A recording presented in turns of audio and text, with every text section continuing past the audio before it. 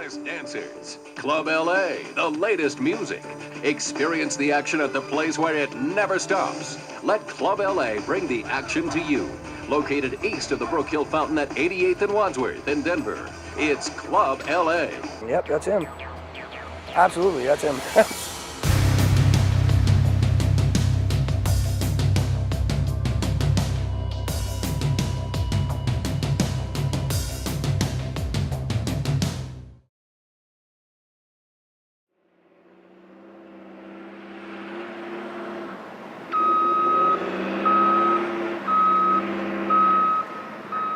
I watched it happen all the time.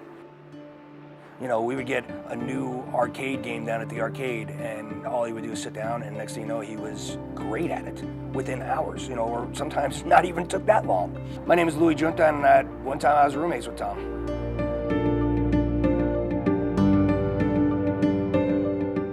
The first time I met him was definitely down at the arcade that he had over there at Jerry's Arcade. And I met him down there and just kind of hit it off from there. Tom was a real friendly guy, always enthusiastic about everything that he did. And we were much younger than he was, so it was an opportunity to be able to have somebody to look up to, somebody that was accomplishing things right and left, because everything really that he did really well, whether it be foosball or what have you. Then we went down there a few times and we would talk about what we were doing dance-wise, and we would have plenty of room to be able to practice, and he came over and said, hey, will you guys show me what you're doing. Why are you doing this? And we told him about Rock TV. Club LA, the hottest dancers. Club LA, located east of the Brook Hill Fountain at 88th and Wadsworth. Well, Club LA back then was the hottest club in town. It had all the state-of-the-art equipment, and back then state-of-the-art equipment wasn't so state-of-the-art as we look at it now. Everybody walking around their MC Hammer pants, patent leather shoes, you know, doing the old dances that you would see on the 80s or 90s videos, you know, different videos. MC Hammer being big and Vanilla Ice being huge. Your name is? Tom Spear. Tom, what do you do? I'm the national foosball champion. When we first met him, he had long hair, but then when he started hanging out with us doing the Rock TV thing, George, one of our other guys, used to cut hair, and we cut his hair to match the style of that time, which, you know, is a lot like the style that it is today, to be honest with you. You know, the far up fades and then the lines. We actually put some lines in his hair to match that style.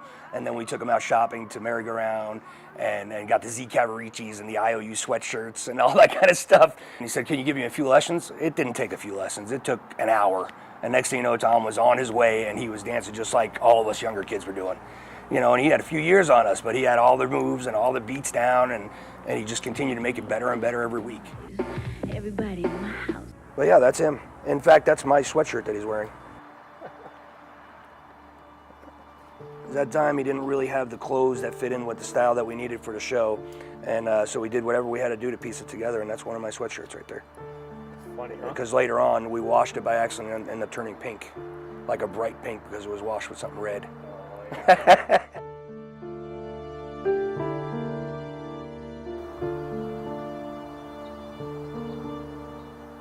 That's what I'm gonna see.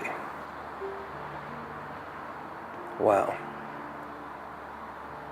Tom not only had the uncanny ability of coming in and beating you, but he is also very good at playing mind games with you before he beat you. So you knew what you were coming into. Anytime he played, no matter what it was, a tournament or dancing or whatever, you knew what you were getting into. And you were playing him, and it wasn't just a game of skill, it was a game of mind too. Tom, I'm sure, made this decision definitively on where he wanted to be and how he wanted to be.